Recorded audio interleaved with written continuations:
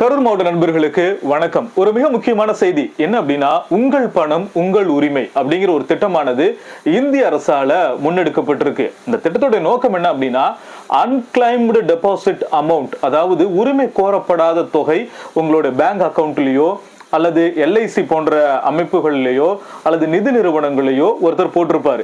அவர் ஒருவேளை இறந்து போயிருப்பார். அவர் நாமினி போட்டிருப்பாங்க, அல்லது அவங்களுடைய வாரிசுதாரர்கள் இருப்பாங்க, அல்லது அவர் யாருக்காவது எனக்கு பிறகு இவங்களுக்கு கொடுங்க அப்படின்னு சொல்லி எழுதியிருப்பாரு. இப்படி இந்த மாதிரி சொல்லியிருக்கக்கூடிய நபர்கள் பல பேருக்கு தெரியாம அந்த அமௌண்ட் கிளைம் பண்ணப்படாமையே இருக்கும்.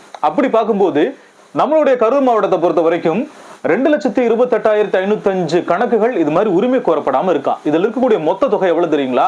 43,84,00,000. இது வரைக்கும் 172 பேர் இது மாதிரி உரிமை கோரியிருக்காங்க. அவங்களுக்கு பணமும் கொடுத்திருக்காங்க. அதுல பாத்தீங்க அப்படின்னா 40 லட்சத்துக்கு மேல கொடுத்திருக்காங்க. இப்போ கால்குலேட் பண்ணி பார்த்தா நம்மளுடைய கரூர் மாவட்டத்தில் மட்டும் 43,40,00,000 மேல இன்னும் உரிமை கோரப்படாத தொகை இருக்காமா. சரி, இது எப்படி நம்ம தெரிஞ்சுக்கிறது அப்படின்னு பாத்தீங்கன்னா, நம்ம பயோல லிங்க் கொடுத்திருப்போம். அந்த லிங்க் மூலமா நீங்க போய் தெரிஞ்சுக்கலாம். udgam.rbi.org.in இந்த வெப்சைட் அட்ரஸ்ல போயிட்டு யாருக்கெல்லாம் உரிமை கோரப்படாத தொகை இருக்கு அப்படிங்கிற விவரத்தை நம்ம தெரிஞ்சுக்கலாம். அதன் மூலமா நம்ம சம்பந்தப்பட்ட நிறுவனங்களோ வங்கிகளோ அல்லது நிதி நிறுவனங்களோ எல்ஐசி போன்ற அமைப்புகளை உரிய ஆவணங்களை கொடுத்து நீங்க அந்த உரிமை கோரப்படாத தொகையை வாங்கிக்கலாம் அப்படின்னு சொல்லியிருக்காங்க.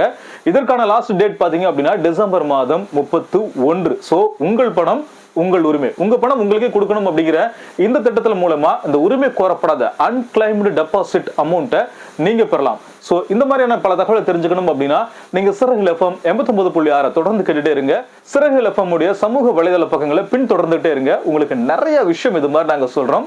பாய்.